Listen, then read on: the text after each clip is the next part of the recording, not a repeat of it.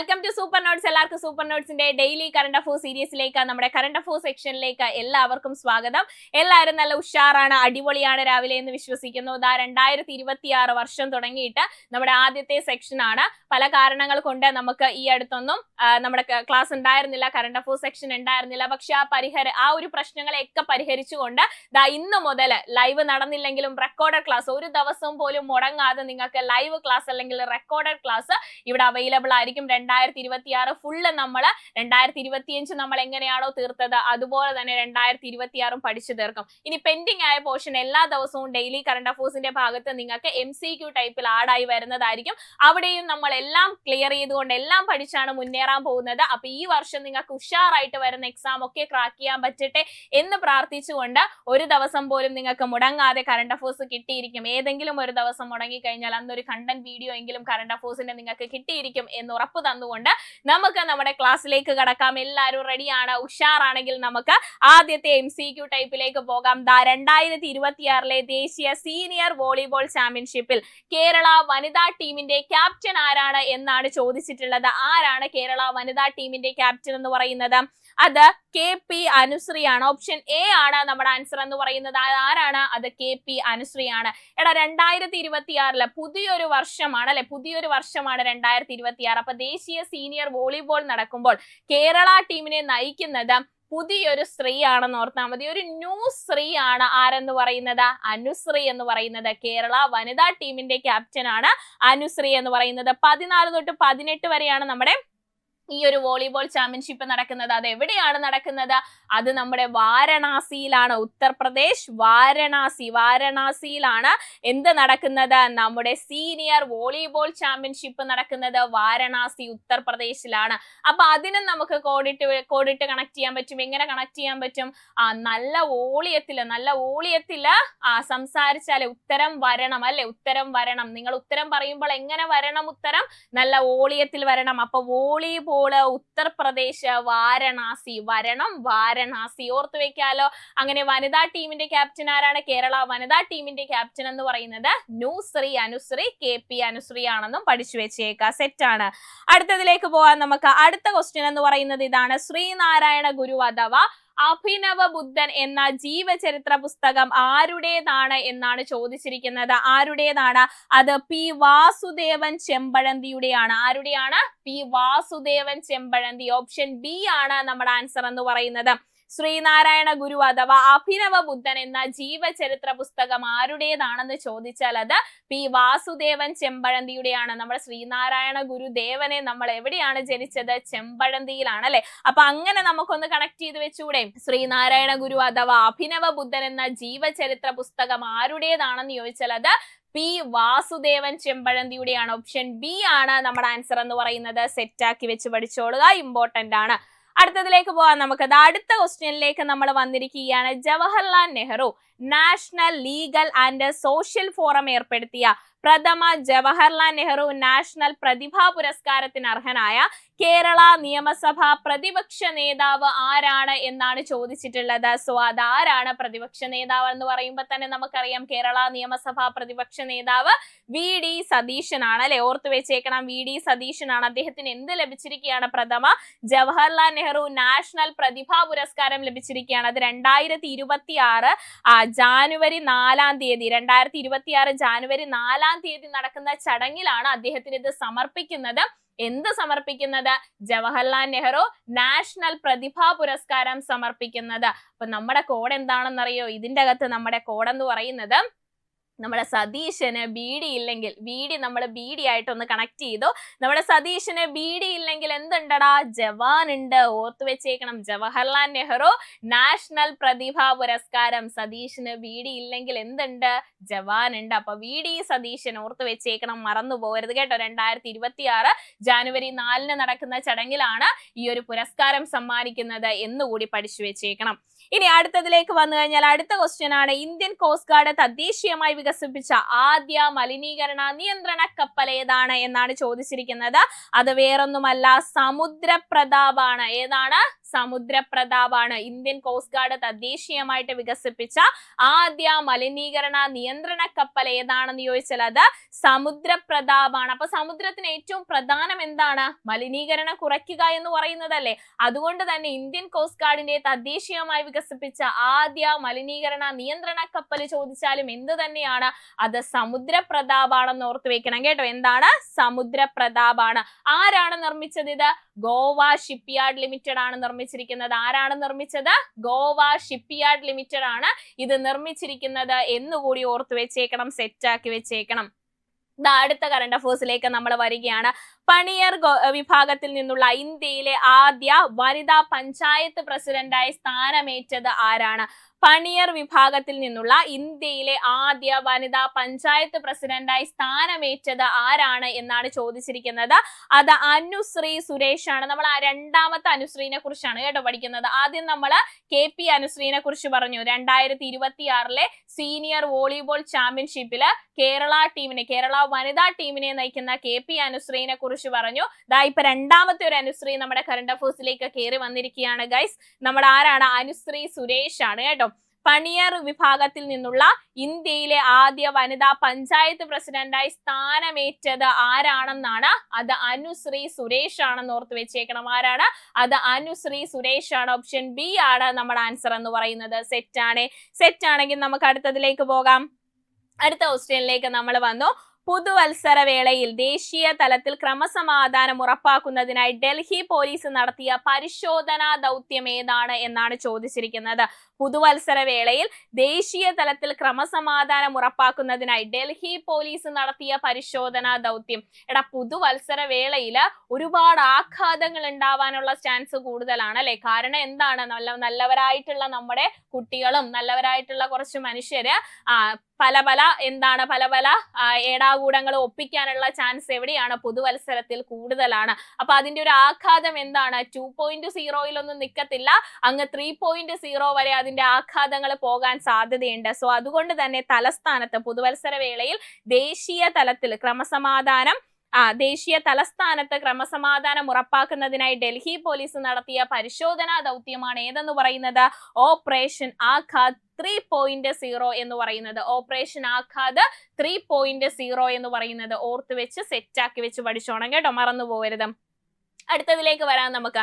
അടുത്തതിലേക്ക് നമ്മൾ വന്നു. 2025 FIDE ബ്ലിറ്റ്സ് ചെസ് ചാമ്പ്യൻഷിപ്പിൽ വനിതാ വിഭാഗത്തിൽ ജേതാവായ കസാക്കിസ്ഥാന്റെ താരമാരാണ് എന്നാണ് ചോദിച്ചിരിക്കുന്നത്.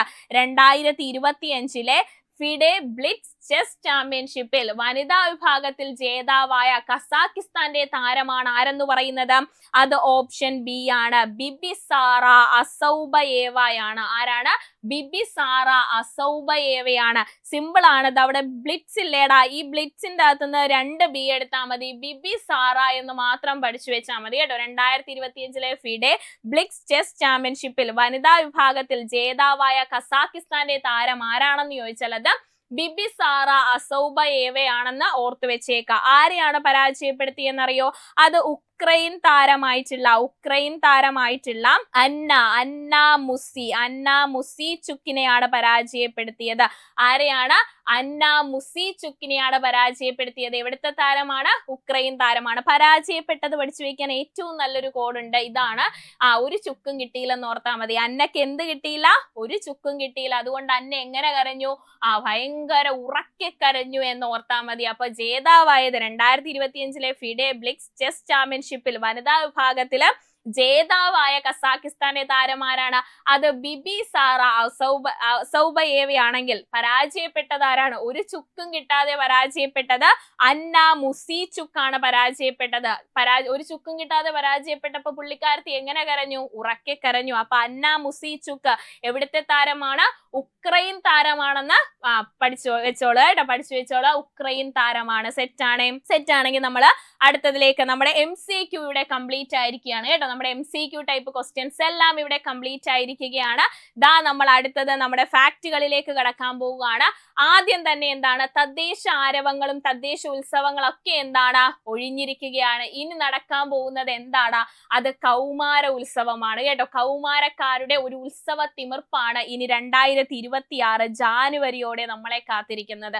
തദ്ദേശ തിരഞ്ഞെടുപ്പും നമ്മുടെ നാടുകളിൽ നമ്മുടെ എന്താണ് അമ്പലങ്ങളിലുള്ള ഉത്സവങ്ങളും പള്ളികളിലുള്ള ഉത്സവങ്ങളും ഒക്കെ അവസാനിച്ചു. ഇനി ഇപ്പൊ കൗമാരക്കാരുടെ ഉത്സവത്തിന് കൊടിയേറാൻ പോവുകയാണ്. നമ്മുടെ സംസ്ഥാന സ്കൂൾ കലോത്സവം നടക്കാൻ പോവുകയാണ്.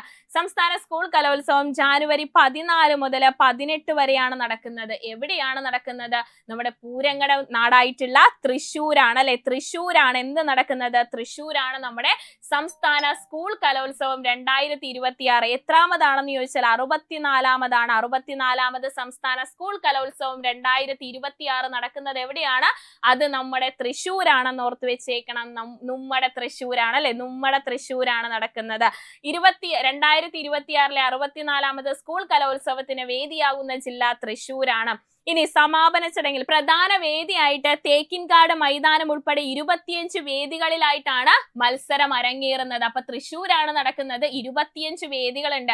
തേക്കിൻകാട് മൈതാനം ഉൾപ്പെടെ എത്ര വേദികളുണ്ട്, 25 വേദികളുണ്ട്. ജാനുവരി 18നാണ് ഇതിന്റെ സമാപനം എന്ന് പറയുന്നത്. നമ്മുടെ സ്വന്തം ലാലേട്ടൻ മോഹൻലാലാണ് ഇത് സമാപന ചടങ്ങിൽ പങ്കെടുക്കുന്നത്. 2026 ജാനുവരി 14 തൊട്ട് 18 വരെയാണ് എന്ത് നടക്കുന്നത്, തൃശ്ശൂർ വെച്ച് നമ്മുടെ സംസ്ഥാന സ്കൂൾ കലോത്സവം നടക്കുന്നത്. അപ്പൊ എങ്ങനെ പഠിച്ചു വെക്കും, നമുക്ക് പാട്ടുപാടി പഠിക്കാം. കഴിഞ്ഞ കട്ടായി പോയ ലൈവിൽ ഒരു പാട്ട് പാടിയിട്ടുണ്ടായിരുന്നു ഇത് പഠിച്ചു വെക്കാൻ വേണ്ടിയിട്ട്. ഏതാണ്, 2026 64മത് സംസ്ഥാന സ്കൂൾ കലോത്സവത്തിന്റെ വേദി തൃശ്ശൂരാണെന്ന് പഠിച്ചു വെക്കാൻ. പൂരങ്ങടെ പൂരമുള്ളൊരു നാട് നമ്മുടെ നാട്, സംസ്ഥാന സ്കൂൾ കലോത്സവം എവിടെയാണട എവിടെ, ഈ വർഷത്തെ സ്കൂൾ കലോത്സവം എവിടെയാണട എവിടെ. അപ്പൊ നിങ്ങൾ എന്ത് പറയണം, അത് തൃശ്ശൂരാണട തൃശ്ശൂര് നമ്മുടെ ഗഡിയെ എന്ന് നിങ്ങൾക്ക് പാടണം കേട്ടോ. അപ്പൊ അങ്ങനെ ഓർത്തു വെച്ചേക്കണം. 2026 64മത് സംസ്ഥാന സ്കൂൾ കലോത്സവത്തിന് വേദിയാകുന്നത് എവിടെയാണ്, അത് തൃശ്ശൂർ ജില്ലയിലാണ്. പാടി പഠിക്കേണ്ടത് പാടിയും ചൊല്ലിപ്പഠിക്കേണ്ടത് ചൊല്ലിയും അതുപോലെ തന്നെ കണ്ടുപഠിക്കേണ്ടത് കണ്ടറിഞ്ഞും പഠിച്ച് നമുക്ക് മുന്നോട്ട് പോകണം. അടുത്ത കറണ്ട് അഫേഴ്സിലേക്ക് വരാം. ഒന്നാമത്തെ കറണ്ട് അഫേഴ്സ് സെറ്റ് ആണെങ്കിൽ ഒരു ടിക്കറ്റ് കഴിഞ്ഞു. രണ്ടാമത്തെ കറണ്ട് അഫേഴ്സിലേക്ക് നമുക്ക് വരാം. അങ്ങനെയാണെങ്കിൽ ദാ നമ്മൾ രണ്ടാമത്തെ കറണ്ട് അഫേഴ്സിലേക്ക് വന്നിരിക്കുകയാണ്. ബൾഗേറിയാണ് രണ്ടാമത്തെ നമ്മുടെ കറണ്ട് അഫേഴ്സിലെ താരം എന്ന് പറയുന്നത്. ബൾഗേറിയ 2026 പുതുവർഷത്തിൽ പുത്തൻ പണക്കാരായിട്ട് മാറാൻ പോവുകയാണ് ബൾഗേറിയ എന്ന് പറയുന്നത്. യൂറോ സോൺ ഓർത്ത് വെച്ചേക്കണം. എന്താണ് യൂറോ സോൺ എന്ന് പറയുന്നത്, നമ്മുടെ യൂറോപ്യൻ അതായത് യൂറോ ഔദ്യോഗികമായിട്ട് യൂറോ കറൻസി ഔദ്യോഗികമായിട്ട് അംഗീകരിച്ച രാജ്യങ്ങളെയാണ് നമ്മൾ യൂറോ സോൺ എന്ന് പറയുന്നത്. അതായത് അവരുടെ കറൻസി ആയിട്ട് യൂറോയിനെ ഔദ്യോഗികമായിട്ട് അംഗീകരിക്കുന്ന. അങ്ങനെ ബൾഗേറിയ എന്താണ് 2026 യൂറോയെ അവരുടെ ഒഫീഷ്യൽ കറൻസി ആയിട്ട് ഔദ്യോഗിക കറൻസി ആയിട്ട് പ്രഖ്യാപിച്ചിരിക്കുകയാണ് ബൾഗേറിയ. സോ അതുകൊണ്ട് തന്നെ 2026 പുത്തൻ പണക്കാരായിട്ട് മാറിയിട്ടുള്ളത് ആരാണ്, അത് നമ്മുടെ ബൾഗേറിയ ആണെന്ന് ഓർത്ത് വെക്കണം. യൂറോ സോൺ കേട്ടോ, യൂറോ സോണിലേക്ക്. യൂറോ എന്താണ്, യൂറോ അവരുടെ ഔദ്യോഗിക കറൻസി ആയിട്ട് ബൾഗേറിയ സെലക്ട് ചെയ്തിരിക്കുകയാണ്, അവർ തിരഞ്ഞെടുത്തിരിക്കുകയാണ്, ഇല്ലെങ്കിൽ അവർ ഒഫീഷ്യൽ ആയിട്ട് അവരുടെ കറൻസി ആയിട്ട് ഔദ്യോഗികമായിട്ട് പ്രഖ്യാപിച്ചിരിക്കുകയാണ് എന്ന് ഓർത്ത് വെച്ചേക്കണം. ആരെയാണ്, ബൾഗേറിയാണ്, യൂറോയാണ് തിരഞ്ഞെടുത്തിട്ടുള്ളത്. അപ്പൊ 2026 പുതുവർഷം മുതൽ യൂറോ ഔദ്യോഗിക കറൻസിയായി ഉപയോഗിക്കാൻ തീരുമാനിച്ച രാജ്യം ഏതാണെന്ന് ചോദിച്ചാൽ അത് നമ്മുടെ സ്വന്തം ബൾഗേറിയാണ് അല്ലെ. 2026 പുതുവർഷം മുതൽ യൂറോ ഔദ്യോഗിക കറൻസിയായി ഉപയോഗിക്കാൻ തീരുമാനിച്ച രാജ്യം എന്ന് പറയുന്നത് ബൾഗേറിയാണ്. യൂറോ സോണിന്റെ ഭാഗമാകുന്ന 21ാമത്തെ രാജ്യമാണ് ബൾഗേറിയ. ഞാൻ പറഞ്ഞു എന്താണ് യൂറോ സോൺ എന്ന് പറയുന്നത്, യൂറോ ഔദ്യോഗിക കറൻസിയായി എടുത്തിട്ടുള്ളതാണ് യൂറോ സോൺ എന്ന് നമ്മൾ പറയുന്നത്. ഈ യൂറോ സോണിലേക്ക് ഭാഗമാകുന്ന 21ാമത്തെ രാജ്യം ചോദിച്ചാലും അത് ബൾഗേറിയാണ്. നിങ്ങളോട് ഇങ്ങനെയും ചോദിക്കാം, 2026 യൂറോ സോണിലേക്ക് അംഗമായ 21ാമത്തെ രാജ്യം ഏതാണെന്നൊരു ചോദ്യം വന്നാലും നിങ്ങൾ എന്ത് പറയണം, അത് ബൾഗേറിയ ആണെന്ന് ഓർത്ത് വെച്ചേക്കണം കേട്ടോ, ബൾഗേറിയ ആണെന്ന് ഓർത്ത് വെച്ചേക്കണം. യൂറോയ്ക്ക് മുമ്പ് ബൾഗേറിയയുടെ ഔദ്യോഗിക കറൻസി ആയിരുന്നത് എന്താണെന്നറിയോ, അത് നമ്മുടെ ലേവ് കറൻസി ആണെന്ന് ഓർത്ത് വെക്കണം. യൂറോയ്ക്ക് മുമ്പ് ബൾഗേറിയയുടെ ഔദ്യോഗിക കറൻസി ആയിരുന്നത് എന്താണെന്ന് ചോദിച്ചാൽ അത് ലേവ് കറൻസിയാണ് ഔദ്യോഗിക കറൻസി ആയിട്ട് ഉണ്ടായിരുന്നത്. 2007 മുതൽ യൂറോപ്യൻ യൂണിയൻ EU, അതായത് യൂറോപ്യൻ യൂണിയൻ എങ്ങനെയാണ്, EU എന്നാണ് അറിയപ്പെടുന്നത് അല്ലെ. അംഗമായിരുന്ന ബൾഗേറിയ ലേവ് കറൻസിയിൽ തുടരുകയായിരുന്നു. അതായത് 2007 മുതൽ തന്നെ ബൾഗേറിയ എവിടുത്തെ അംഗമായിരുന്നു? 2007 മുതൽ തന്നെ യൂറോപ്യൻ യൂണിയനിൽ ബൾഗേറിയ അംഗമായിരുന്നു. പക്ഷെ അവരുടെ കറൻസി ഏത് തന്നെയായിരുന്നു? ആ സമയത്തും അവരുടെ കറൻസി എന്ന് പറയുന്നത് ലേവ് കറൻസി തന്നെയായിരുന്നു. 2007 അംഗമായെങ്കിൽ പോലും, 2007 ബൾഗേറിയ യൂറോപ്യൻ യൂണിയനിൽ അംഗമായെങ്കിൽ പോലും അവരുടെ കറൻസി എന്ന് പറയുന്നത്, ഔദ്യോഗിക ഒഫീഷ്യൽ കറൻസി എന്ന് പറയുന്നത് ലേവ് കറൻസി തന്നെയായിരുന്നു. പിന്നീട് ഈ വർഷമാണ് എന്തിലേക്ക് മാറുന്നത്? യൂറോയിലേക്ക് മാറുന്നത്.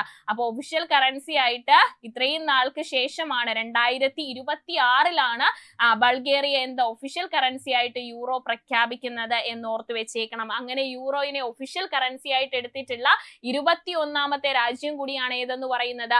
ബൾഗേറിയ എന്ന് പറയുന്നത്. പഠിച്ചു വെച്ചേക്കണം, ഇമ്പോർട്ടന്റ് ആണ്. EU-ല്, നമ്മുടെ യൂറോപ്യൻ യൂണിയൻ, EU-ല് ടോട്ടൽ എത്ര മെമ്പേഴ്സ് ഉണ്ടെന്നറിയോ?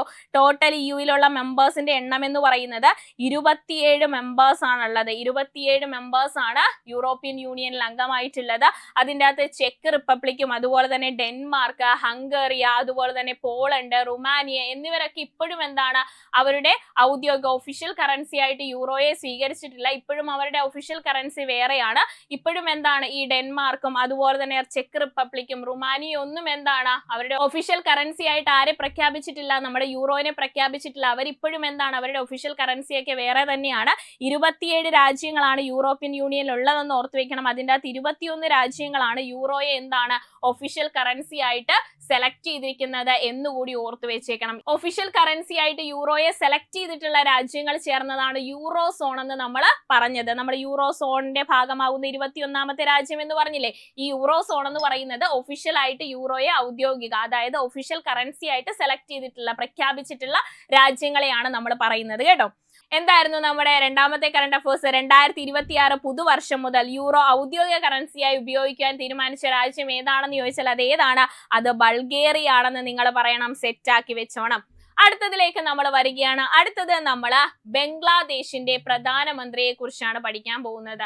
ഇദ്ദേഹം എന്ന് പറയുന്നത്, ഈ വ്യക്തി എന്ന് പറയുന്നത്, ഈ ഒരു വനിത എന്ന് പറയുന്നത് ബംഗ്ലാദേശിന്റെ ആദ്യത്തെ വനിതാ പ്രധാനമന്ത്രിയാണ്. പുള്ളിക്കാരത്തിന്റെ പേരെന്ന് പറയുന്നത് ഖാലിദ സിയ എന്ന് പറയുന്നതാണ്. ഖാലിദ സിയ എന്ന് പറയുന്നതാണ് ഈ ഒരു വനിതയുടെ പേരെന്ന് പറയുന്നത്. ബംഗ്ലാദേശിന്റെ ആദ്യത്തെ വനിതാ പ്രധാനമന്ത്രിയാണ് ആരെന്ന് പറയുന്നത്? ഖാലിദ സിയ എന്ന് പറയുന്നത്. കാരണം എന്താണ് പഠിക്കാൻ കാരണം? 2025 ഡിസംബറിൽ അന്തരിച്ച ബംഗ്ലാദേശിന്റെ ആദ്യത്തെ വനിതാ പ്രധാനമന്ത്രിയാണ് ഖാലിദ സിയ എന്ന് പറയുന്നത്. ഓർത്തു വെച്ചേക്കണം കേട്ടോ. ഖാലിദ സിയ ആരാണ്? ബംഗ്ലാദേശിന്റെ ആദ്യത്തെ വനിതാ പ്രധാനമന്ത്രിയാണ്. 2025 ഡിസംബറിൽ അന്തരിച്ച ബംഗ്ലാദേശിന്റെ ആദ്യത്തെ വനിതാ പ്രധാനമന്ത്രിയാണ് ആരെന്ന് പറയുന്നത്? ഖാലിദ സിയ എന്ന് പറയുന്നത്. ജനനം നമുക്ക് ഇമ്പോർട്ടന്റ് അല്ല. 1945 ഓഗസ്റ്റ് 15 നമ്മുടെ ഇന്ത്യക്ക് സ്വാതന്ത്ര്യം കിട്ടിയപ്പോഴാണ് കേട്ടോ. ഓഗസ്റ്റ് 15 തീയതിയാണ് ആര് ജനിച്ചത്? ഖാലിദ സിയ ജനിച്ചത്. അതുകൊണ്ട് ഓഗസ്റ്റ് 15 ആയതുകൊണ്ട് ജനനം ചിലപ്പോൾ നമ്മൾ ഓർത്ത് വെക്കാൻ സാധ്യതയുണ്ട്. പക്ഷെ ജനനമല്ല നമുക്ക് ഇമ്പോർട്ടന്റ്, മരണമാണ് നമുക്ക് ഇമ്പോർട്ടന്റ് ആയിട്ടുള്ളത്. കാരണം എന്താ? 2025 അവസാന മാസം, അതായത് ഡിസംബർ 30 വർഷ അവസാനമാണ് ഖാലിദ സിയ അന്തരിച്ചിട്ടുള്ളത്. എന്താണ് നമുക്ക് ഇമ്പോർട്ടന്റ് ആയിട്ട് വരുന്നത്? ഖാലിദ സിയ എന്ന് പറയുന്നത്, നമ്മുടെ ബംഗ്ലാദേശിന്റെ ആദ്യത്തെ വനിതാ പ്രധാനമന്ത്രിയാണെന്ന് ഓർത്തു വെച്ചേക്കാം. 1991-96 കാലയളവിലും 2001-2006 കാലഘട്ടത്തിലും പ്രധാനമന്ത്രിയായിരുന്ന വ്യക്തിയാണ്. ബംഗ്ലാദേശിന്റെ ആദ്യത്തെ വനിതാ പ്രധാനമന്ത്രിയായി ഖാലിദ സിയ ചുമതലയേൽക്കുന്നത് 1991 ഓർത്തു വെച്ചേക്കാം. അപ്പൊ 2025 ഡിസംബറിൽ അന്തരിച്ച ബംഗ്ലാദേശിന്റെ ആദ്യത്തെ വനിതാ പ്രധാനമന്ത്രിയാണ് ആരെന്ന് പറയുന്നത്?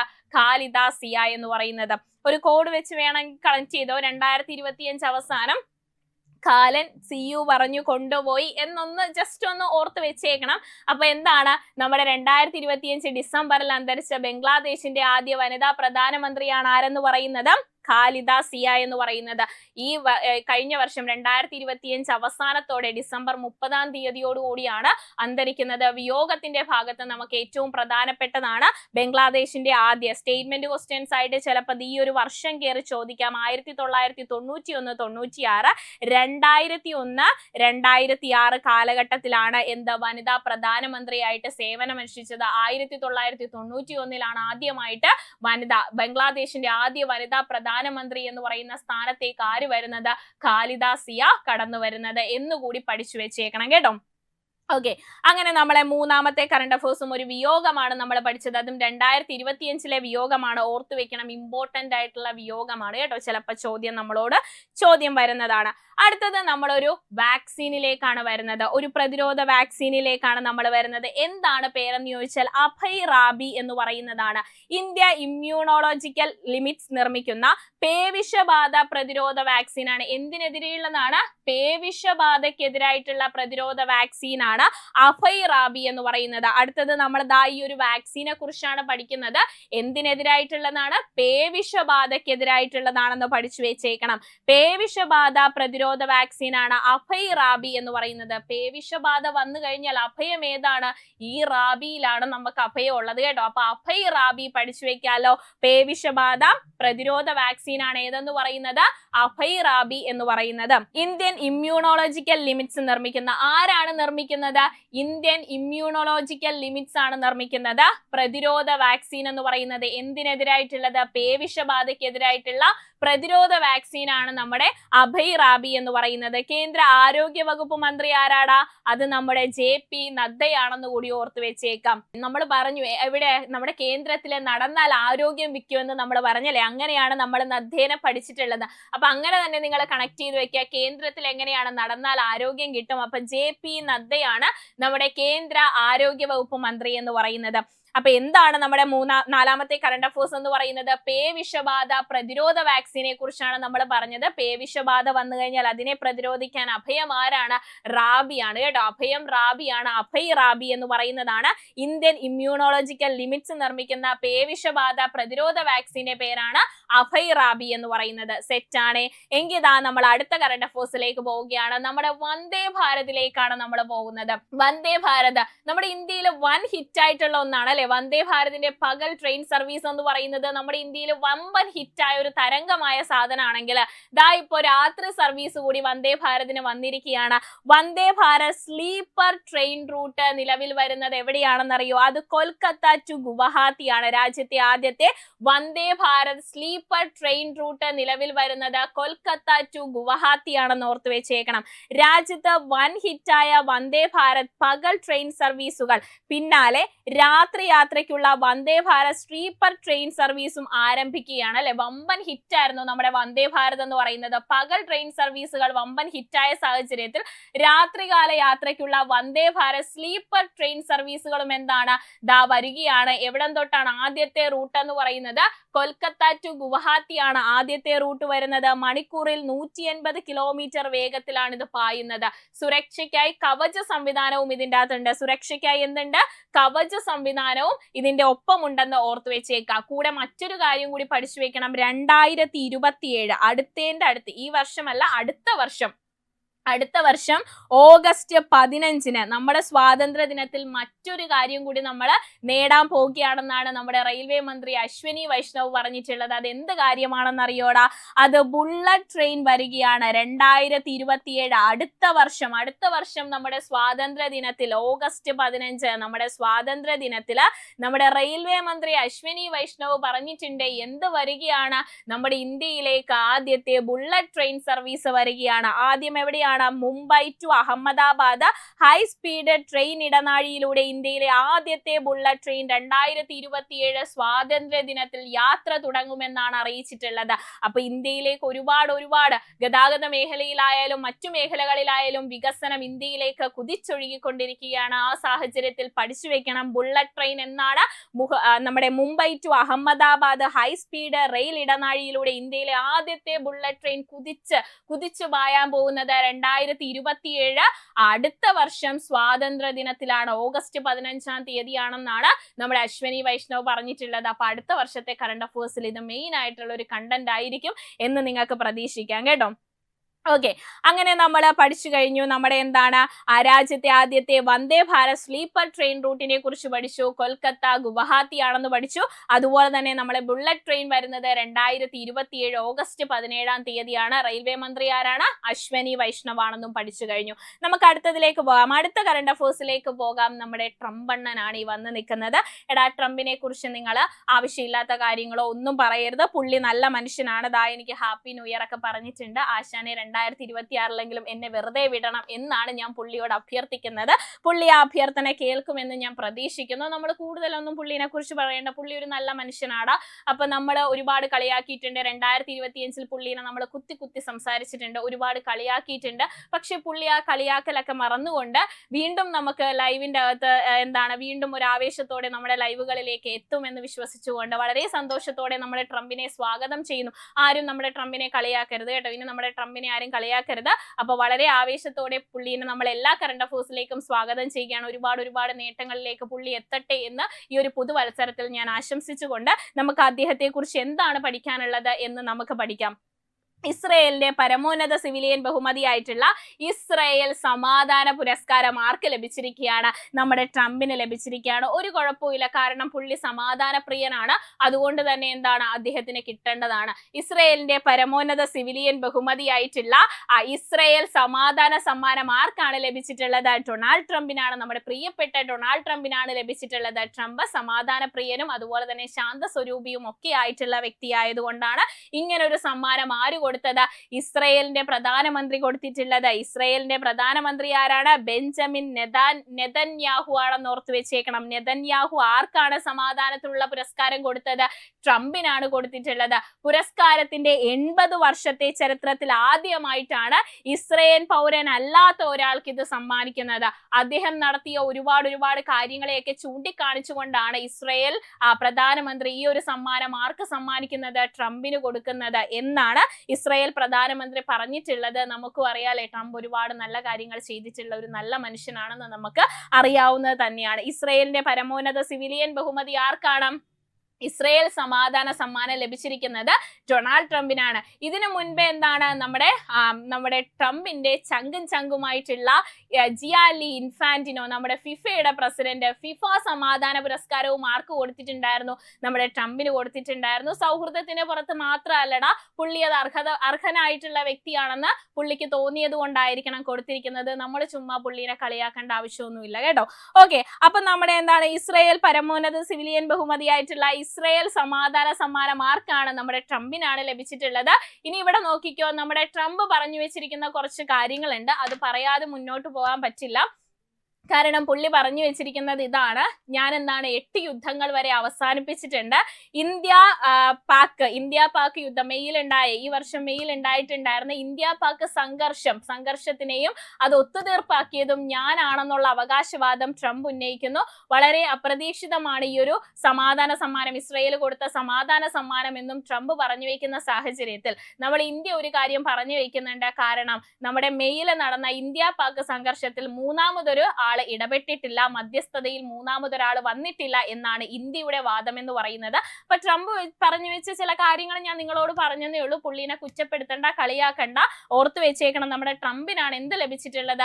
സമാധാന സമ്മാനം ലഭിച്ചിട്ടുള്ളത്. ഇസ്രയേലിന്റെ സമാധാന സമ്മാനം ഡൊണാൾഡ് ട്രംപിനാണ് ലഭിച്ചിട്ടുള്ളതെന്ന് ഓർത്തു വെക്കണം. ഇനി നാളെയും ലൈവ് എടുക്കാനുള്ളതാണ്, അതുകൊണ്ടാണ് കേട്ടോ. ലൈവ് കട്ടായി പോയി കഴിഞ്ഞു കഴിഞ്ഞാൽ പുള്ളി കൂടോത്രം ചെയ്യുന്നതല്ലടാ, എന്തെങ്കിലും ടെക്നിക്കൽ എറർ ആയിരിക്കും. പക്ഷെ ലൈവ് കട്ടായി പോയി കഴിഞ്ഞാൽ നമ്മൾ പുള്ളിനെ മോശം പറയുന്നത് ശരിയല്ല, അതുകൊണ്ടാണ് കേട്ടോ.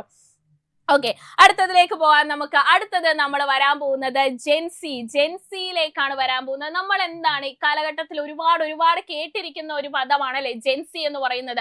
ജെൻസി പ്രക്ഷോഭം വരെ നമ്മൾ കണ്ടു കഴിഞ്ഞു. നേപ്പാളിൽ അരങ്ങേറിയ, നേപ്പാളിന്റെ ഭരണകൂടം തന്നെ തച്ചുടയ്ക്കുന്ന രീതിയിലേക്ക് മാറിയ ജെൻസി പ്രതിഷേധങ്ങളെ നമ്മൾ കണ്ടു. ഇപ്പൊ നമ്മൾ ജെൻസി കിട്ടെന്നൊക്കെ നമ്മൾ പറയുമല്ലേ. അപ്പൊ ഈ ജെൻസി എന്ന പദം, ജെൻസി എന്ന വാക്ക് മലയാള മനോരമ പത്രം 2025 വാക്കായിട്ട് തിരഞ്ഞെടുത്ത വാക്കാണ് ഏതെന്ന് പറയുന്നത്? ജെൻസി എന്ന് പറയുന്നത്.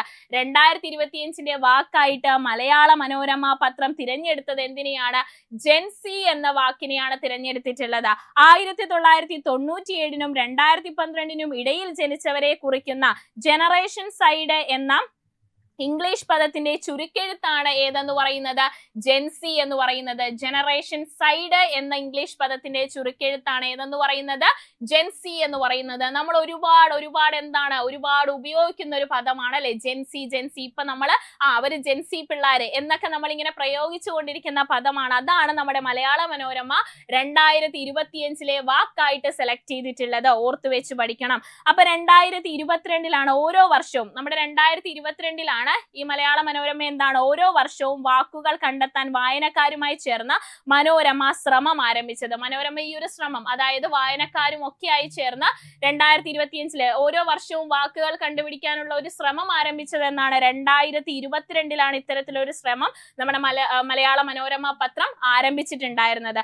ഇത് കണക്കാക്കി 2022 മികച്ച വാക്ക് 2022 വാക്കായിട്ട് എന്തിനെയാണ് മഞ്ഞക്കുറ്റിയും, 2023 വാക്ക് നിർമ്മിത ബുദ്ധിയും മാപ്ര, 2023 ഏതാണ് നിർമ്മിത ബുദ്ധി മാപ്ര എന്ന് പറയുന്നതാണെങ്കിൽ 2024 നമുക്കറിയാവുന്ന വാക്കാണ് തന്ത വൈബ്. നമ്മളൊക്കെ പറയാറുള്ളതാണ് അല്ലെ, നമ്മളൊക്കെ റീൽസിലും അല്ലാതെയൊക്കെ നമ്മൾ പറയാറുണ്ട്, കുറച്ച് മെച്ചുവേർഡ് ആയിട്ട് സംസാരിക്കും, അതെ തന്ത വൈബ് എന്ന് പറയുന്ന ഒരു പദപ്രയോഗം നമ്മൾ നടത്താറുള്ളതാണ്. അപ്പൊ മലയാള മനോരമയുടെ 2024 വാക്ക് ഏതാണ്? അത് തന്ത വൈബ് എന്നിങ്ങനെയാണ് വാക്കുകൾ. 2022 അത് മഞ്ഞക്കുറ്റി, 2023 അത് നിർമ്മിത ബുദ്ധി മാപ്ര, 2024 തന്ത വൈബ്. 2025 എന്താണ്?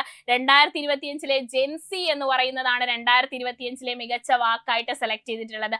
മറ്റൊരു കാര്യം നമുക്കറിയാം, മറ്റൊരു വാക്ക് നമുക്കറിയാവുന്നതാണ്. എടാ തൂക്കി എന്ന് നിങ്ങൾ കേട്ടിട്ടില്ലേ? എന്തെങ്കിലും വിജയോ അല്ലെങ്കിൽ നേട്ടങ്ങളോ അല്ലെങ്കിൽ എന്തെങ്കിലും ഒരു എന്താ പറയാ അടിപൊളിയായിട്ട് എന്തെങ്കിലും ഒരു നേട്ടമൊക്കെ വിജയിച്ചു കഴിഞ്ഞാൽ നമ്മൾ പറയാം അതവൻ തൂക്കി എന്ന് പറയും അല്ലെ. അല്ലെങ്കിൽ എന്തെങ്കിലുമൊക്കെ നേട്ടം ഉണ്ടായി കഴിഞ്ഞാൽ നമ്മൾ പറയാം അതവൻ കൊണ്ടുപോയി, അതവൻ തൂക്കി എന്ന് പറയും അല്ലെ. അപ്പൊ ഈ തൂക്കി എന്ന് പറയുന്നത് ഒരു നേട്ടത്തെ സൂചിപ്പിക്കുന്ന ഇപ്പോഴത്തെ ജനറേഷനിലെ പിള്ളേര് പറയുന്ന ഒരു വാക്കാണ് തൂക്കി എന്ന് പറയുന്നത്.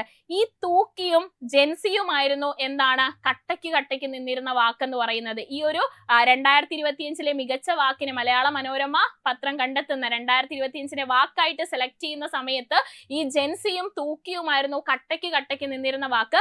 തൂക്കിയെ തലനാരിഴയ്ക്ക്, അതായത് തലനാരിഴയ്ക്ക് തൂക്കിയെ പിന്തള്ളിക്കൊണ്ടാണ് എന്ത് വന്നത്?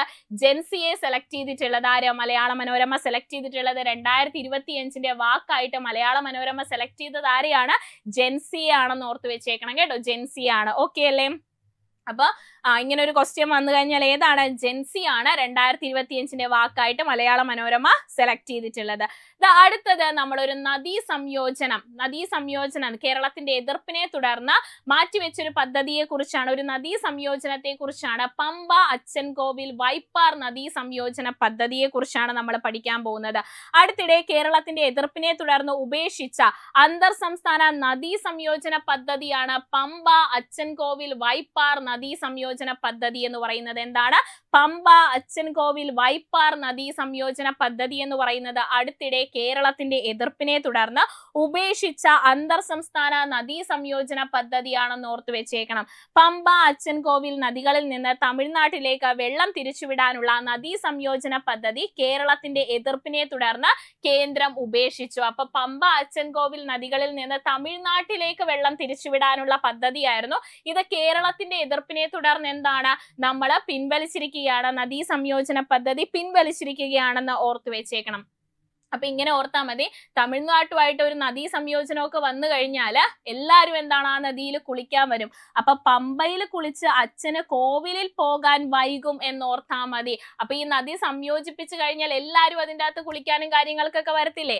അപ്പൊ എന്താണ്? പമ്പയിൽ കുളിച്ച് അച്ഛന് കോവിലിൽ പോകാൻ വൈകും. പമ്പ അച്ഛൻ കോവിൽ വൈപ്പാർ നദീ സംയോജന പദ്ധതിയാണ് കേരളത്തിന്റെ എതിർപ്പിനെ തുടർന്ന് ഏത് പദ്ധതിയാണ് ഉപേക്ഷിച്ചതെന്ന് ചോദിച്ചാൽ ആ പദ്ധതിയുടെ പേരാണ് പമ്പ അച്ചൻകോവിൽ വൈപ്പാർ നദീ സംയോജന പദ്ധതിയാണെന്ന് ഓർത്തു വെച്ചേക്കണം. മറന്നുപോകരുത്, കോഡ് ഓർത്തു വെച്ചേക്കണം. പമ്പയിൽ കുളിച്ച് അച്ഛന് കോവിലിൽ പോകാൻ വൈകും, അതുകൊണ്ടാണ് നദീ സംയോജന പദ്ധതി ഉപേക്ഷിച്ചത് എന്ന് ഓർത്തു വെച്ചാൽ മതി കേട്ടോ. സെറ്റാക്കി വെച്ചേച്ചാൽ മതി, പഠിച്ചു വെച്ചേക്കണം, ഇമ്പോർട്ടന്റ് ആണ്.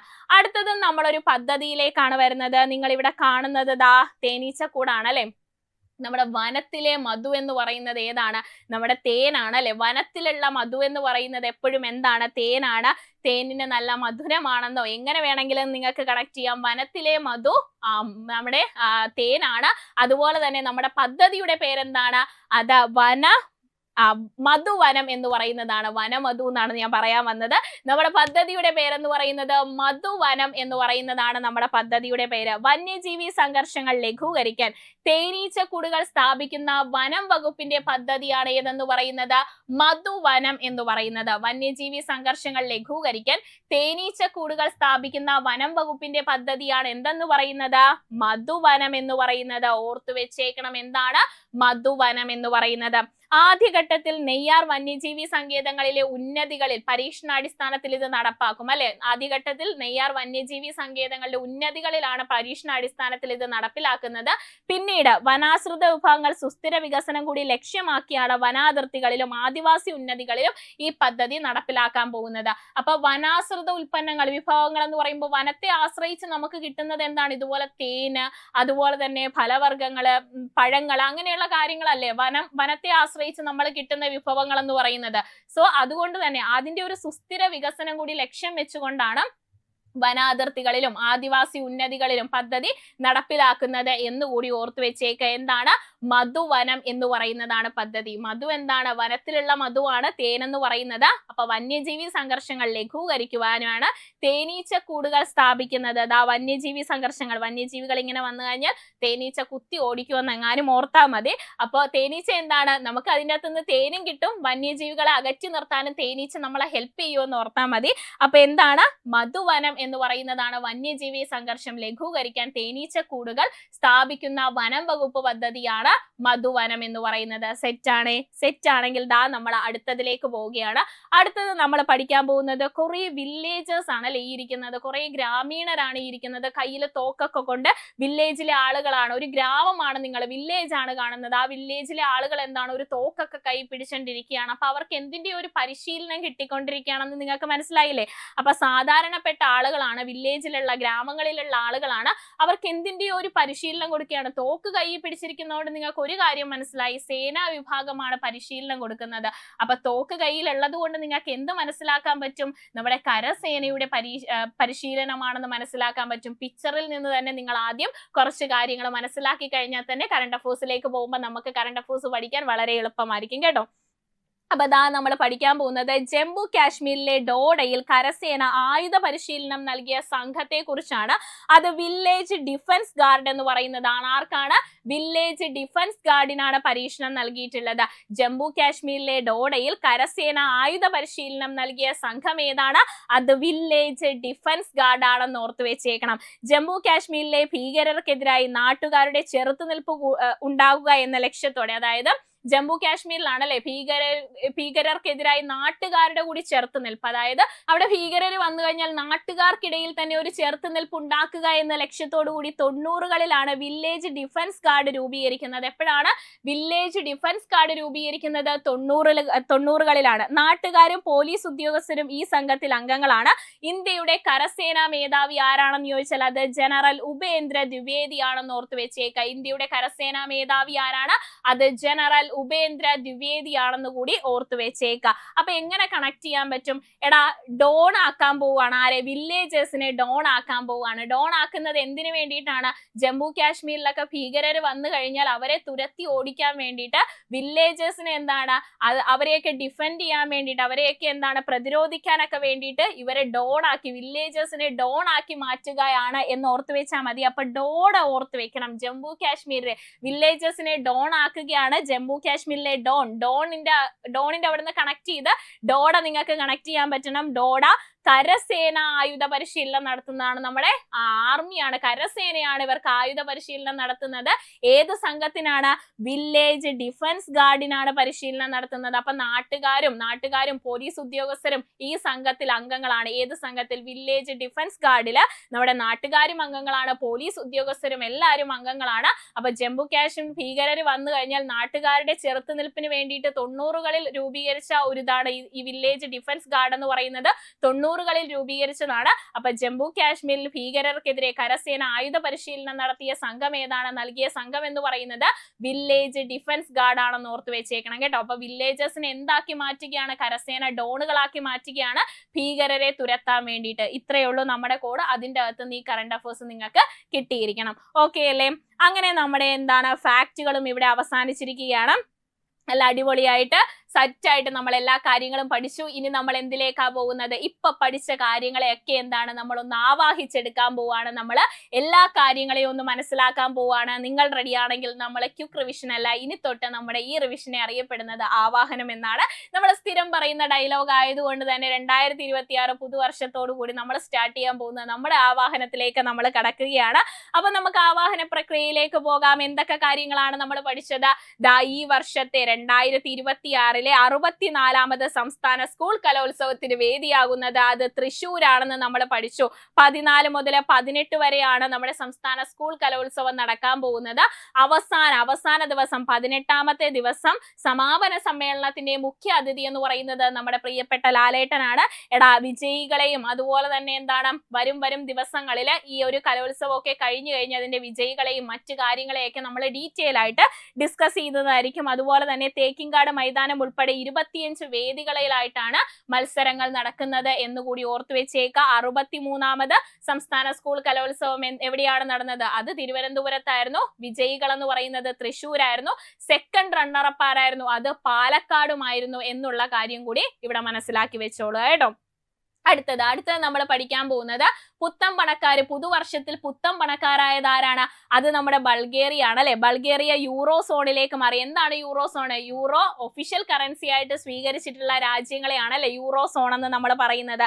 സോ അതുകൊണ്ട് 2026 പുതുവർഷം മുതൽ യൂറോ ഔദ്യോഗിക കറൻസി ആയിട്ട് ഉപയോഗിക്കാൻ തീരുമാനിച്ച രാജ്യം എന്ന് പറയുന്നത് ബൾഗേറിയ ആണെന്ന് ഓർത്തു വെച്ചേക്കുക. യൂറോ സോണിന്റെ ഭാഗമാവുന്ന 21ാമത്തെ രാജ്യമാണ് ഏതെന്ന് പറയുന്നത്? ബൾഗേറിയ എന്ന് പറയുന്നത്. യൂറോ സോണിന്റെ ഭാഗമാകുന്ന 21ാമത്തെ രാജ്യമാണ് നമ്മുടെ ബൾഗേറിയ. യൂറോയ്ക്ക് മുമ്പ് ബൾഗേറിയയുടെ ഔദ്യോഗിക കറൻസി ഏതായിരുന്നു? അത് ലേവ് കറൻസി ആയിരുന്നു. 2007 EUയിൽ അതായത് യൂറോപ്യൻ യൂണിയനിൽ ആരംഗമാകുന്നത്? നമ്മുടെ ബൾഗേറിയ അംഗമാകുന്നത്. പക്ഷേ 2026 അന്ന് തൊട്ട് 2026 വരെ എന്തായിരുന്നു? ലേവ് കറൻസി തന്നെയായിരുന്നു അവരുടെ ഒഫീഷ്യൽ കറൻസി എന്ന് പറയുന്നത്. 2026 എത്തിയപ്പോഴാണ് ഒരു മാറ്റം വന്നത്. എന്തിനെ? യൂറോയിനെ ഒഫീഷ്യൽ കറൻസി ആയിട്ട് അവർ പ്രഖ്യാപിച്ചിരിക്കുന്നത്. അങ്ങനെ അവര് യൂറോ സോണിലേക്ക് ചേരുന്ന 21ാമത്തെ രാജ്യമായി പുതുവർഷത്തിൽ മാറിയിരിക്കുകയാണ്. 2026 മാറിയിരിക്കുകയാണെന്ന് ഓർത്തു വെച്ചേക്കാം. ഇനി EUയിൽ അംഗമായ ടോട്ടൽ രാജ്യങ്ങൾ എന്ന് പറയുന്നത് 27 രാജ്യങ്ങളാണ് യൂറോപ്യൻ യൂണിയനിൽ അംഗമായിട്ടുള്ളത്. EUയിൽ അംഗമായിട്ടുള്ള രാജ്യങ്ങൾ എന്ന് കൂടി നിങ്ങൾ പഠിച്ചു വെച്ചേക്കാം. അതിന്റെ അകത്ത് 21 രാജ്യങ്ങളാണ് ഒഫീഷ്യൽ കറൻസി ആയിട്ട് യൂറോയെ പ്രഖ്യാപിച്ചിട്ടുള്ളത്. അതിന്റെ അകത്ത് 21ാമത്തെ രാജ്യമായിട്ടാണ് ബൾഗേറിയ ഈ വർഷം വന്നിട്ടുള്ളത് എന്നുകൂടി മനസ്സിലാക്കി വെച്ചാൽ ആ കറണ്ട് അഫേഴ്സ് സെറ്റ് ആണ്. അടുത്തത് നമ്മൾ വന്നത് നമ്മുടെ ബംഗ്ലാദേശിന്റെ പ്രധാനമന്ത്രിയിലേക്കാണ് വന്നത്. ഖാലിദ സിയയിലേക്കാണ് വന്നത്. ഖാലിദ സിയ അന്തരിച്ചു. പുള്ളിക്കാരത്തിന്റെ വിയോഗം, അതായത് ആ വനിതയുടെ വിയോഗവുമായിട്ട് ബന്ധപ്പെട്ടാണ് അദ്ദേഹത്തെ കുറിച്ച് നമുക്ക് പഠിക്കാൻ വന്നിട്ടുള്ളത്. 2025 ഡിസംബറിൽ അന്തരിച്ച ബംഗ്ലാദേശിന്റെ ആദ്യ വനിതാ പ്രധാനമന്ത്രിയാണ് ആരെന്ന് പറയുന്നത്? ഖാലിദ സിയ എന്ന് പറയുന്നത്. 2025 ഡിസംബർ 30 അന്തരിക്കുന്നത്. ബംഗ്ലാദേശിന്റെ ആദ്യത്തെ വനിതാ പ്രധാനമന്ത്രിയാണ്. 1991-96 കാലയളവിലും 2001-2006 കാലയളവിലും കാലഘട്ടത്തിലും ബംഗ്ലാദേശിന്റെ പ്രധാനമന്ത്രിയായിരുന്ന വ്യക്തിയാണ് ഖാലിദ സിയ എന്ന് പറയുന്നത്. പഠിച്ചു വെച്ചേക്കണം. ഖാലിദ സിയ 2025 ഡിസംബറിൽ അന്തരിച്ച ബംഗ്ലാദേശിന്റെ ആദ്യ വനിതാ പ്രധാനമന്ത്രിയാണെന്ന് പഠിച്ചു വെച്ചേക്കാം. അടുത്തതിലേക്ക് നമ്മൾ വന്നു. അടുത്തത് നമ്മൾ ഒരു പ്രതിരോധ വാക്സിനെ കുറിച്ചാണ് പഠിച്ചത്. പ്രതിരോധ വാക്സിന്റെ പേരെന്താണ്? അഭയ് റാബി. അഭയം ആരിലാണ്? പേവിഷബാധ വന്നാൽ നമുക്ക് അഭയം റാബിയിലാണെന്ന് നമ്മൾ പറഞ്ഞു. അഭയ് റാബി എന്ന് പറയുന്നതാണ്. ആരാണ് നിർമ്മിക്കുന്നത്? ഇന്ത്യൻ ഇമ്മ്യൂണോളജിക്കൽ ലിമിറ്റ്സ് നിർമ്മിക്കുന്ന പേവിഷ പ്രതിരോധ വാക്സിൻ ആണ് ഏതെന്ന് പറയുന്നത്? അഭയ് റാബി എന്ന് പറയുന്നത്. കേന്ദ്ര ആരോഗ്യ വകുപ്പ് മന്ത്രി ആരാണ്? അത് നമ്മൾ പഠിച്ചിട്ടുണ്ട്. JP നദ്ദയാണ് അല്ലെ. കേന്ദ്രത്തില് നടന്നാൽ ആരോഗ്യം കിട്ടും. കേന്ദ്ര ആരോഗ്യ വകുപ്പ് മന്ത്രി എന്ന് പറയുന്നത് JP നദ്ദയാണെന്ന് നമ്മൾ പഠിച്ചു. അപ്പൊ ഇവിടെ നമ്മൾ എന്താണ്? ഇന്ത്യൻ ഇമ്മ്യൂണോളജിക്കൽ ലിമിറ്റ്സ് നിർമ്മിക്കുന്ന പേവിഷ പ്രതിരോധ വാക്സിൻ ഏതാണ്? അത് അഭയ് റാബി എന്ന് പറയുന്നതാണ്. സോ അടുത്തതിലേക്ക് നമ്മൾ കടക്കുകയാണ്. ഇന്ത്യയിലെ വൻ ഹിറ്റായിട്ടുള്ള വന്ദേ ഭാരത് പകൽ ട്രെയിനുകൾക്ക് പിന്നാലെ രാത്രികാല യാത്രയ്ക്കുള്ള സ്ലീപ്പർ ട്രെയിനുകളും സർവീസ് തുടരുകയാണ്. അപ്പൊ ഏത് റൂട്ടിലാണ് ആദ്യം വരുന്നതെന്ന് നമ്മൾ പഠിച്ചത്? കൊൽക്കത്ത ടു ഗുവാഹത്തി ആണ് അല്ലെ. ആദ്യത്തെ Vande Bharat sleeper train root എവിടെയാണ് വരുന്നത്? കൊൽക്കത്ത ടു ഗുവാഹത്തി ആണ്. കൂടാതെ ഒരു കാര്യം കൂടി നമ്മൾ പഠിച്ചു. അടുത്ത വർഷം 2027 ഓഗസ്റ്റ് 15 മറ്റൊരു കാര്യം കൂടി നമ്മുടെ ഇന്ത്യയിലേക്ക് പാഞ്ഞെടുക്കുന്നുണ്ട്. എന്താണ് അത്? നമ്മുടെ അശ്വിനി വൈഷ്ണവ്, റെയിൽവേ മന്ത്രി അശ്വിനി വൈഷ്ണവ് പറഞ്ഞിരിക്കുകയാണ്. നമ്മുടെ എന്താണ് Mumbai to Ahmedabad high speed rail ഇടനാഴിയിലൂടെ ആദ്യത്തെ ബുള്ളറ്റ് ട്രെയിൻ 2027 സ്വാതന്ത്ര്യ ദിനത്തിൽ യാത്ര തുടങ്ങുമെന്നാണ് അശ്വനി വൈഷ്ണവ് അറിയിച്ചിട്ടുള്ളത്. അപ്പോൾ ഓർത്ത് വെച്ചേക്കണം, ബുള്ളറ്റ് ട്രെയിൻ വരുന്നത് 2027 വന്നു കഴിഞ്ഞ് ബാക്കി കാര്യങ്ങളെ കുറിച്ച് നമുക്ക് ഡിസ്കസ് ചെയ്യാം കേട്ടോ. ഓക്കെ, അടുത്തതിലേക്ക് വന്നാൽ നമ്മുടെ ട്രംപ് ആശാനിലേക്കാണ് നമ്മൾ വന്നത്. വളരെ ബഹുമാനത്തോടു കൂടി അദ്ദേഹത്തിന്റെ കറണ്ട് അഫേഴ്സ് നമ്മൾ പറയുകയാണ്. ഇസ്രയേലിന്റെ പരമോന്നത സിവിലിയൻ ബഹുമതിയായിട്ടുള്ള ഇസ്രയേൽ സമാധാന സമ്മാനം ലഭിച്ചത് ആർക്കാണ്? നമ്മുടെ പ്രിയപ്പെട്ട ഡൊണാൾഡ് ട്രംപിനാണ് ലഭിച്ചിട്ടുള്ളത്. ഫിഫയുടെ സമാധാന പുരസ്കാരം ആർക്കാണ് ലഭിച്ചത്? അത് നമ്മുടെ ഡൊണാൾഡ് ട്രംപിനാണ് ലഭിച്ചത്. നോബൽ പുരസ്കാരം, നോബൽ സമ്മാനം ആർക്കാണ് ലഭിച്ചത്? 2025 സമാധാനത്തിനുള്ള നോബൽ സമ്മാനം കിട്ടാതെ പോയ വ്യക്തി ആരാണ്? അത് നമ്മുടെ ഡൊണാൾഡ് ട്രംപ് ആണ്. ഇനി കിട്ടിയ വ്യക്തി ആരാണ്? അത് നമ്മുടെ മരിയ കൊരീന മച്ചാഡോയാണ്. സമാധാനത്തിനുള്ള നോബൽ സമ്മാനം കിട്ടാതെ പോയതും ഫിഫയുടെ നോബൽ സമ്മാനം കിട്ടിയതും ഇസ്രയേലിന്റെ പരമോന്നത സിവിലിയൻ ബഹുമതിയായിട്ടുള്ള ഇസ്രയേലിന്റെ എന്താണ് സമാധാന പുരസ്കാരം കിട്ടിയതും ഒക്കെ ആർക്കാണ്? നമ്മുടെ ഡൊണാൾഡ് ട്രംപിനാണെന്നുള്ള കാര്യം ഓർത്തു വെച്ചേക്കാം. അപ്പൊ നോബൽ കമ്മിറ്റിയുടെ നോബൽ സമ്മാനം, സമാധാനത്തിനുള്ള 2025 നോബൽ സമ്മാനം കിട്ടിയത് മരിയ കൊരീന മച്ചാഡോയാണ്. അപ്പൊ അത് കിട്ടാതെ പോയത് ഡൊണാൾഡ് ട്രംപിനാണ് കേട്ടോ. ഓക്കെ, അടുത്തതിലേക്ക് നമുക്ക് വരാം. ജെൻസി പദത്തെ കുറിച്ചാണ് അടുത്തത് നമ്മൾ പഠിച്ചത്. അടുത്തത് എന്താണ്? 2025 മികച്ച വാക്കായിട്ട് മലയാള മനോരമ പത്രം തിരഞ്ഞെടുത്തതാണ് ജെൻസി എന്ന് പറയുന്നത്. തൂക്കി എന്ന് പറയുന്ന വാക്കും എന്താണ്? രണ്ടും കട്ടയ്ക്കായിരുന്നു. തൂക്കിയെ തലനാടിലേക്ക് പിന്തള്ളിക്കൊണ്ട് ജെൻസി ആണ് എന്താണ് 2025 വാക്കായിട്ട് മലയാള മനോരമ പത്രം തിരഞ്ഞെടുത്തിട്ടുള്ളത്. ജെൻസി ആണെന്ന് ഓർത്ത് വെച്ചേക്കുക, ഇമ്പോർട്ടന്റ് ആണ്, ജെൻസി ആണ് കേട്ടോ. ഓക്കെ, അടുത്തതിലേക്ക് വന്നു കഴിഞ്ഞാൽ നമ്മളൊരു നദീ സംയോജന പദ്ധതി, ഉപേക്ഷിച്ച നദീ സംയോജന പദ്ധതിയെ കുറിച്ചാണ് പഠിച്ചത്. അത് പമ്പ അച്ചൻകോവിൽ വൈപ്പാർ നദീ സംയോജന പദ്ധതിയാണ്. എന്താ ഉപേക്ഷിക്കാൻ കാര്യം? അതായത് തമിഴ്നാട്ടിലേക്ക് ഇതിലെ വെള്ളം വഴിതിരിച്ച് വിടുന്നതുമായിട്ട് ബന്ധപ്പെട്ടാണ് കേരളത്തിന്റെ എതിർപ്പിനെ തുടർന്നാണ് ഈ പദ്ധതി ഉപേക്ഷിച്ചത്. പമ്പ അച്ചൻകോവിൽ നദികളിൽ നിന്ന് തമിഴ്നാട്ടിലേക്ക് വെള്ളം തിരിച്ചുവിടുന്നതിനുള്ള നദീ സംയോജന പദ്ധതി കേരളത്തിന്റെ എതിർപ്പിനെ തുടർന്നാണ് നിർത്തിവെച്ചത്. അപ്പൊ നമ്മൾ കോഡ് പറഞ്ഞു, എല്ലാരും നദി മൊത്തത്തിൽ അങ്ങ് സംയോജിപ്പിച്ച് എല്ലാരും വന്നു കഴിഞ്ഞാൽ എന്താണ്? പമ്പയിൽ കുളിച്ച് അച്ഛന് കോവിലിൽ പോകാൻ വൈകും, അതുകൊണ്ട് കേരളം ഇതിനെ എതിർത്തു. അങ്ങനെ നദീ സംയോജന പദ്ധതി ഉപേക്ഷിച്ച നദീ സംയോജന പദ്ധതിയാണ് പമ്പ അച്ചൻകോവിൽ വൈപ്പാർ നദീ സംയോജന പദ്ധതി എന്ന് പറയുന്നത്. അടുത്തത് നമ്മുടെ വനത്തിലെ മധുവിനെ കുറിച്ചാണ് പഠിച്ചത്. വനത്തിലെ മധു ഏതാണ്? വനത്തിലെ മധു തേനാണ്. ഇനി കാട്ടാനകളുടെയൊക്കെ ആക്രമണം അല്ലെങ്കിൽ വന്യജീവികളുടെയൊക്കെ ആക്രമണം ഉണ്ടായാൽ അവയൊക്കെ തുരത്താൻ തേനീച്ചകൾക്ക് പറ്റും. കൂടാതെ വനാശ്രിത വിഭവമായിട്ടുള്ള തേന് നല്ല രീതിക്ക് തരാനും അതിന് എന്താണ് കാട്ടിലെ ആ തേനീച്ച അതായത് നമ്മുടെ തേൻ ഉൽപാദനത്തെ എന്താണ് കുറച്ചുകൂടി പുഷപ്പ് ചെയ്യാനും എന്തിനു സാധിക്കും? ഈ ഒരു പദ്ധതിക്ക് സാധിക്കും. എന്താണ് ഇതിന്റെ പേര്? മധുവനം എന്ന് പറയുന്നതാണ്. വന്യജീവി സംഘർഷം ലഘൂകരിക്കാൻ തേനീച്ച കൂടുകൾ സ്ഥാപിക്കുന്ന വനം വകുപ്പിന്റെ പദ്ധതിയാണ് മധുവനം എന്ന് പറയുന്നത്. ആദ്യഘട്ടത്തിൽ നെയ്യാർ വന്യജീവി സങ്കേതങ്ങളുടെ ഉന്നതികളിൽ പരീക്ഷണാടിസ്ഥാനത്തിൽ നടപ്പിലാക്കും. വനാശ്രിത വിഭവങ്ങളുടെ സുസ്ഥിര വികസനം കൂടി ലക്ഷ്യമാക്കി വന അതിർത്തികളിലും അതുപോലെ തന്നെ ആദിവാസി ഉന്നതികളുമായി പദ്ധതി നടപ്പിലാക്കുമെന്നാണ് അറിയിച്ചിട്ടുള്ളത്. എന്താണ് പദ്ധതിയുടെ പേര്? മധുവനം എന്ന് പറയുന്നതാണ് കേട്ടോ. മധുവനം എന്ന് പറയുന്നതാണ്. വന്യജീവി സംഘർഷം ലഘൂകരിക്കാൻ തേനീച്ച കൂടുകൾ സ്ഥാപിക്കുന്ന വനം വകുപ്പിന്റെ പദ്ധതിയാണ് എന്തെന്ന് പറയുന്നത്? മധുവനം എന്ന് പറയുന്നത്. ആദ്യഘട്ടത്തിൽ എവിടെയാണ്? നെയ്യാർ വന്യജീവി സങ്കേതങ്ങളുടെ ഉന്നതികളിലാണ്. പിന്നെ വനാശ്രിത വിഭവങ്ങളുടെ സുസ്ഥിര വികസനത്തിന് വേണ്ടിയിട്ട് ഇതുപോലെ തന്നെ ഈ ഒരു പദ്ധതി എന്താണ്? വനാതിർത്തികളിലും ആദിവാസി ഉന്നതികളിലുമായിട്ടൊക്കെ എന്താണ് ഈ പദ്ധതി വിപുലീകരിക്കുന്നതാണ്. പദ്ധതിയുടെ പേര് മധുവനം എന്ന് പറയുന്നതാണ്. അടുത്തത് നമ്മളെ ലാസ്റ്റ് പഠിച്ച കറണ്ട് അഫേഴ്സ് ആണ്. എന്താണ്? ജമ്മു കാശ്മീരിലെ ഡോഡയിൽ കരസേന ആയുധ പരിശീലനം നൽകിയ സംഘം ഏതാണ്? അത് വില്ലേജ് ഡിഫൻസ് ഗാർഡ് ആണ് അല്ലെ. വില്ലേജ് ഡിഫൻസ് ഗാർഡിനാണ് ജമ്മു കാശ്മീരിലെ ഡോഡയിൽ വില്ലേജിലെ ആളുകളെ എന്താണ് ഡോൺ ആക്കി മാറ്റുകയാണെന്ന് ഓർത്താൽ മതി. ഡോൺ ആക്കി മാറ്റുകയാണ്. ഡോഡയിൽ വില്ലേജ് ഡിഫൻസ് ഗാർഡ് പരിശീലനം നൽകിയത്. ജമ്മു കാശ്മീരിലെ ഡോഡയിൽ കരസേന ആയുധ പരിശീലനം നൽകിയ സംഘമാണ് വില്ലേജ് ഡിഫൻസ് ഗാർഡ് എന്ന് പറയുന്നത്. ഓർത്തുവെച്ച് സെറ്റാക്കി വെച്ച് പഠിച്ചോണം കേട്ടോ. അങ്ങനെ നമ്മുടെ ഇന്നത്തെ കറണ്ട് അഫേഴ്സ് നമ്മൾ അവസാനിപ്പിച്ചിരിക്കുകയാണ്. എനിവേ നിങ്ങൾ എന്താണ് വളരെ ഉഷാറായിട്ട് തന്നെ എല്ലാ ദിവസവും ക്ലാസ്സുകൾ കാണുക. ലൈവ് എടുക്കാൻ നമുക്ക് സാധിച്ചിട്ടില്ലെങ്കിലും നമ്മൾ നിങ്ങൾക്ക് വേണ്ടി ഉറപ്പായിട്ടും റെക്കോർഡഡ് ക്ലാസ് പ്രൊവൈഡ് ചെയ്യുന്നതായിരിക്കും. ഒരു കാരണവശാലും നിങ്ങൾ ഒരു ദിവസവും നിങ്ങൾക്ക് കറണ്ട് അഫേഴ്സ് മിസ്സാവത്തില്ല എന്നൊരു വാക്കാണ് എനിക്ക് തരാൻ പറ്റുന്നത്. എല്ലാ ദിവസവും ലൈവ് ഒരു പ്രോബ്ലം ഇല്ലാതെ മുന്നോട്ട് പോകാൻ പറ്റും എന്നതിനേക്കാൾ ഉപരി എന്താണ്, എല്ലാ ദിവസവും നിങ്ങൾക്ക് കറണ്ട് അഫേഴ്സ് കിട്ടും എന്നൊരു കാര്യമാണ് എനിക്ക് പറയാനുള്ളത്. കാരണം ലൈവ് എന്തെങ്കിലും നെറ്റ്വർക്ക് ഇഷ്യൂവോ കാര്യങ്ങളോ അല്ലെങ്കിൽ ടെക്നിക്കൽ എറർ കൊണ്ട് ലൈവ് കട്ടായി പോകുന്നത് ഇപ്പൊ കുറച്ചായിട്ട് നമുക്ക് അങ്ങനെ സംഭവിക്കുന്നുണ്ട്. സോ ആ സാഹചര്യത്തിൽ എന്താണ്, ആ സാഹചര്യത്തിൽ നിങ്ങൾക്ക് ലൈവ് കിട്ടിയില്ലെങ്കിലും നിങ്ങൾ വിഷമിക്കരുത്. എല്ലാ ദിവസവും എന്താണ്, നിങ്ങൾക്ക് ഇവിടെ കറണ്ട് അഫേഴ്സ് ഉണ്ടായിരിക്കും. നിങ്ങൾക്ക് ഇവിടെ റെക്കോർഡഡ് ക്ലാസ് ആയിട്ട് ഞാൻ കറണ്ട് അഫേഴ്സ് പ്രൊവൈഡ് ചെയ്യുന്നതായിരിക്കും. അതിൻ്റെ അകത്ത് ഒരു സംശയവും. അപ്പൊ റെക്കോർഡഡ് ക്ലാസ് ആയിട്ടാണെങ്കിലും നിങ്ങൾക്ക് കറണ്ട് അഫേഴ്സ് ഇനി ഈ 2026 എന്നൊരു വർഷം ഒരു ദിവസത്തെ പോലും കറണ്ട് അഫേഴ്സ് നിങ്ങൾക്ക് മിസ്സാവത്തില്ല.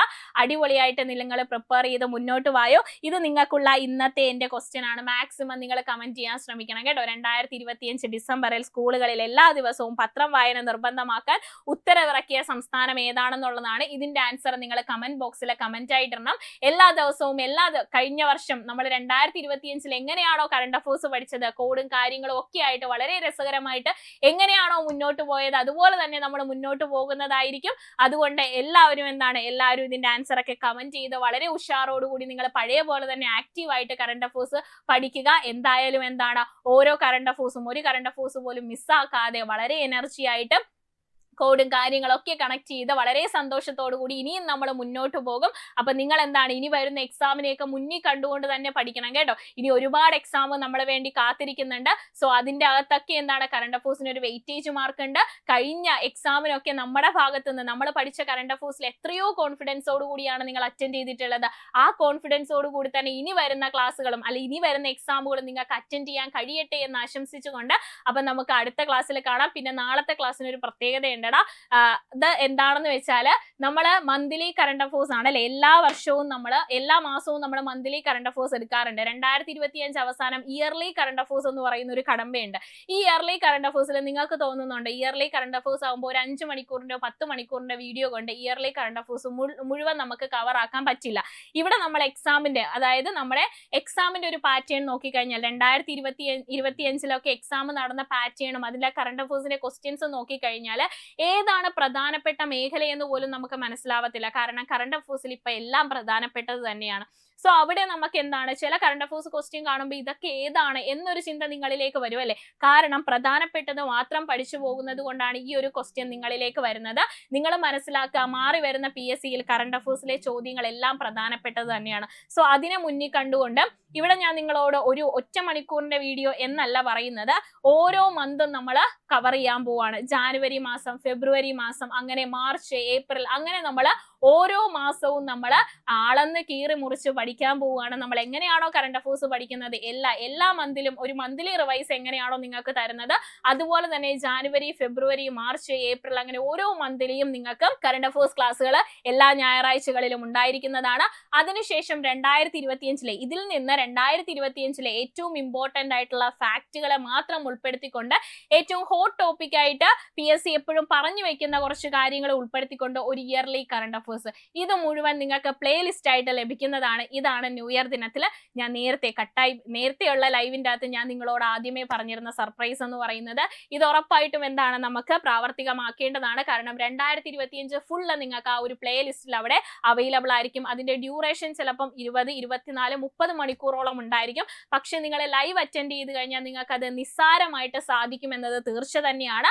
ഈ നമ്മളെ മന്ത്ലി റിവൈസ് എല്ലാം കഴിഞ്ഞ് അതിൽ നിന്ന് ഇമ്പോർട്ടന്റ് ആയിട്ടുള്ള കാര്യങ്ങളായിരിക്കും നമ്മൾ ഇയർലി 2025 ഇയറിലെ പ്രധാനപ്പെട്ട വസ്തുതകൾ എന്ന് പറഞ്ഞ് നിങ്ങളിലേക്ക് എത്തിക്കാൻ പോകുന്നത്. അവിടെ നിങ്ങൾ എല്ലാ കാര്യവും A to Z എല്ലാ കാര്യവും അവിടെ കറണ്ട് അഫേഴ്സിന്റെ ഭാഗത്ത് കവർ ആകുന്നതായിരിക്കും. അപ്പൊ നിങ്ങൾ ഉഷാറായിട്ട് പഠിച്ചാൽ മാത്രം മതി. അപ്പൊ ആക്റ്റീവ് ആയിട്ട് നമുക്ക് മുന്നോട്ട് പോകാം. 2026 ഡെയിലി കറണ്ട് അഫേഴ്സ് നിങ്ങൾ ഫോളോ ചെയ്ത് കഴിഞ്ഞാൽ 2026 നമുക്ക് സെറ്റ് ആക്കാം. പുതുവർഷത്തിൽ പുതിയ തുടക്കം എന്നോണം ഈ റെക്കോർഡഡ് ക്ലാസ്സിൽ കേൾക്കുന്ന നിങ്ങൾ ഓരോരുത്തരും നാളെ 10:30 ലൈവ് ക്ലാസ്സിൽ എത്തുക. ആ ലൈവ് ക്ലാസ് നമുക്ക് ലൈവ് ക്ലാസ് എടുക്കാൻ പറ്റാത്ത സാഹചര്യത്തിൽ റെക്കോർഡഡ് ക്ലാസ് കാണുക. ഇനി റെക്കോർഡ് കാണുന്നവരാണെങ്കിൽ ഒരു ദിവസം പോലും മുടങ്ങാതെ നിങ്ങൾ റെക്കോർഡ് കാണാൻ ശ്രമിക്കുക. നമ്മൾ ഈ ഒരു പുതിയ വർഷത്തിൽ 2026 വളരെ ആവേശത്തോടു കൂടി പഠിച്ച് മുന്നോട്ട് പോകും. എല്ലാ ദിവസവും നിങ്ങൾ ക്ലാസ്സുകൾ കാണാൻ ശ്രമിക്കുക, കേൾക്കാൻ ശ്രമിക്കുക. അപ്പൊ നമുക്ക് നാളെ ലൈവിൽ കാണാം 10:30. എല്ലാ ദിവസത്തെയും പോലെ 10:30 നാളെ നമ്മുടെ കറണ്ട് അഫേഴ്സ് ലൈവ് ഉണ്ടായിരിക്കും. എന്തെങ്കിലും സാഹചര്യം കൊണ്ട് കട്ടായി പോയാൽ എന്തായാലും നിങ്ങൾക്ക് ഇതുപോലെ റെക്കോർഡഡ് ക്ലാസ് ഉണ്ടായിരിക്കും കേട്ടോ. ഉറപ്പായിട്ട് റെക്കോർഡും ഉണ്ടായിരിക്കും. അപ്പൊ എല്ലാവരും നല്ല ഉഷാറായിട്ട് പഠിക്കുക, ആക്റ്റീവായിട്ട് ഇരിക്കുക. Thank you all.